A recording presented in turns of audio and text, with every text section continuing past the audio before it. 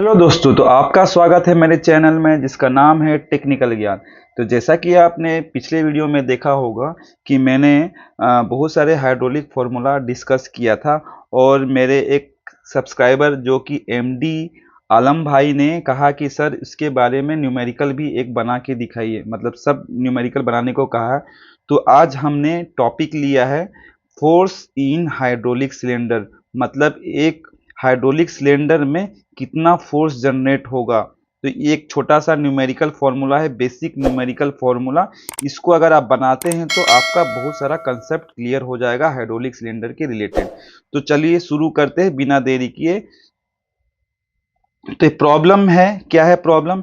एक hydraulic cylinder है, एक एक हाइड्रोलिक सिलेंडर है, हैज ए बोर डायमीटर। तो इसमें ये हाइड्रोलिक सिलेंडर जिसका बोर क्या है, डायमीटर 100 है। ये हमारा क्या है, बोर। ये है हमारा बोर, ये है हमारा 100 mm, ये है हमारा 100 mm, ये हमारा उसको बोर बोलते हैं। तो बोर डायमीटर क्या है, 100 mm, and operates at A pressure of 10 mega pascal. इसको एम पी ए बोलते हैं या मेगा पास्कल भी बोल सकते हैं।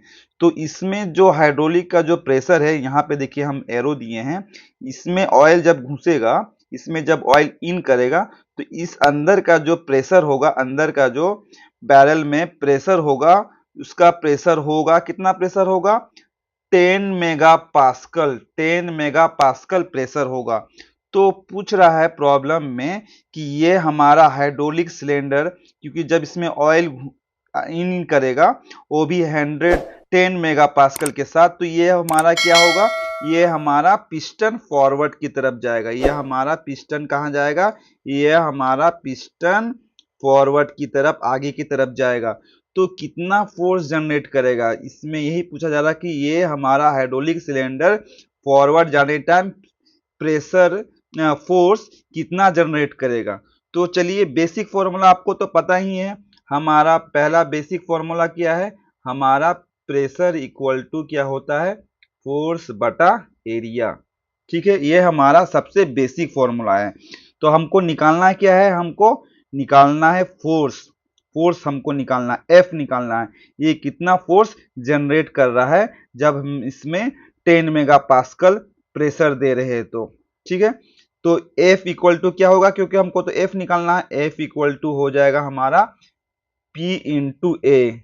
पी क्या है आपको पता है, पी है हमारा प्रेशर, पी है हमारा हाइड्रोलिक का प्रेशर है हमारा। गुड।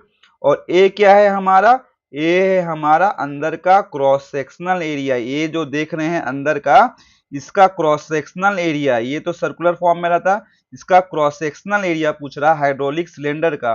पी क्या है, हाइड्रोलिक प्रेशर, यहां लिख देते हैं फ्लूइड प्रेशर। ठीक है, हाइड्रोलिक फ्लूइड प्रेशर। और ए क्या हो गया, अंदर का क्रॉस सेक्शनल एरिया, तभी मेरा फोर्स निकलेगा। ठीक है, तो हम देखते हैं प्रेशर कितना दिया हुआ है। तो गिवन डाटा क्या है हमारा, देखते हैं। गिवन डाटा हमारा है प्रेशर। प्रेशर क्या है हमारा, 10 मेगा पास्कल, 10 मेगा पास्कल। ठीक है, और हमारा एरिया क्या है हमारा, गिवन क्या, डी क्या क्या दिया हुआ हम देखते हैं। ये है हमारा डी दिया हुआ है, डी कितना दिया है, 100 mm। ठीक है, ये है 100 mm, गिवन डाटा लिख लेते हैं। ठीक है, अब हमको उसको फॉर्मूला में बैठाना है। ठीक है, तो अभी क्या होता है, जो हमारा पहला सबसे आगे हम ये काम करते हैं, जितना जो इसका जो यूनिट दिया है उसको हम कन्वर्ट कर देते हैं। ठीक है, इसको सारा को हमको एसआई यूनिट में कन्वर्ट होना होता है, करना पड़ता है, तभी इसका एग्जैक्ट आंसर सही आ पाएगा। ठीक है, कोई सीजीएस यूनिट में रहेगा, कोई एसआई यूनिट में रहेगा, कोई एमकेएस में रहेगा, तो बहुत दिक्कत है, हमको सारा को एसआई यूनिट में ही कन्वर्ट करना पड़ेगा। तो जैसा कि हम लेते हैं प्रेशर, प्रेशर हो गया हमारा 10 मेगा पास्कल। ठीक है, इसको हमको 1 मेगा पास्कल इक्वल टू कितना होता है, यहाँ 1 मेगा पास्कल इक्वल टू होता है 10 टू पावर, कितना होता है बताइए, 10 टू पावर 6 मेगा पास्कल। ठीक है, 1 मेगा पास्कल इक्वल टू कितना होता है, 10 टू पावर 6। ठीक है, तो मेरा क्या हो जाएगा यहाँ पे, तो ये हो जाएगा हमारा 10 इंटू 10⁻⁶ पास्कल। पास्कल अगर आपको समझ नहीं आ रहा पास्कल क्या है बता दे रहे हैं, pascal is equal to newton per metre square. ठीक है, प्रेशर क्या हो गया देखिए पास्कल, फोर्स क्या है यहाँ न्यूटन, एरिया क्या है यहाँ मीटर स्क्वायर। ठीक है, तो सारा मेरा ऐसा यूनिट में देखिए न्यूटन और मीटर स्क्वायर। इतना क्लियर हो गया, प्रेशर मेरा खत्म हो गया। अब हमको चाहिए एरिया।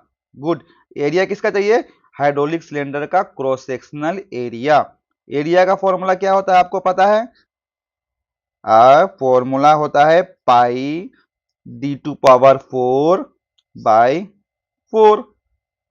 ठीक है, इजी। तो ये हमारा डी क्या चीज में दिया हुआ है देख रहे हैं, डी दिया है हमारा एमएम में। इसका ऐसा यूनिट क्या होता है डायमीटर का या लेंथ का, इसको हमको करना पड़ेगा मीटर में। मीटर में कन्वर्ट करने के लिए क्या करना पड़ेगा, उसको 1000 से भाग करेंगे। गुड, तो क्या हो जाएगा हमारा 0.1 मीटर। ठीक है, तो ये फॉर्मूला को हम कंटिन्यू करते हैं। पाई का वैल्यू आपको पता है 3.14। ठीक है, इनटू डायमीटर क्या है हमारा, अभी निकल के आया क्रॉस सेक्शनल डायमीटर 0.11 होगा, 1 का पावर 4, d⁴ 0.1 का 1 है यहाँ पे, तो पावर 4 और नीचे क्या होगा 4। ठीक है, इसको जब सॉल्व करेंगे, हम सॉल्व करके रख लिए हैं आपके लिए, आपको ज्यादा टाइम नहीं लगाना है मेरे को। 7.854 इंटू 10⁻⁻3 क्या होगा यूनिट बताइए एरिया का, एरिया का यूनिट होगा मीटर स्क्वायर। सही हो गया। अब हम इसको मेरे को फॉर्मूला में पुट करना है, बहुत ही इजी है, बस बने रहिए। अभी हम करते हैं दूसरा कलर यूज करते हैं, चाहे आपको अच्छा लगेगा तभी देख पाएंगे। तो अभी हम इसको करते हैं, ये फाइनल आंसर है। तो मेरा हो गया F equal to P into A. ठीक है, तो मेरा F इक्वल टू हो गया प्रेशर, प्रेशर कितना निकाले हम 10 इंटू 10⁻⁶ पास्कल, 10 इंटू 10⁻⁶ पास्कल। ठीक है, इतना हो गया इनटू एरिया कितना निकला, एरिया हमारा यहां निकला है 7.854 इंटू 10⁻⁻3 इतना हो गया।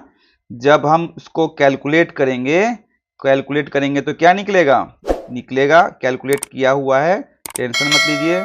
7.854 इंटू 10⁻3 इसका ऐसा यूनिट फोर्स का क्या होता है, गुड न्यूटन, एन से डिनोट करते हैं न्यूटन।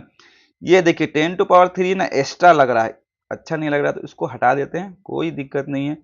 78.54 10⁻3 हटाएंगे तो क्या लिखना पड़ेगा, किलो न्यूटन। तो ये है हमारा आंसर, ये है क्या हो गया ये हो गया हमारा आंसर। ये हमारा कितना आंसर हुआ 75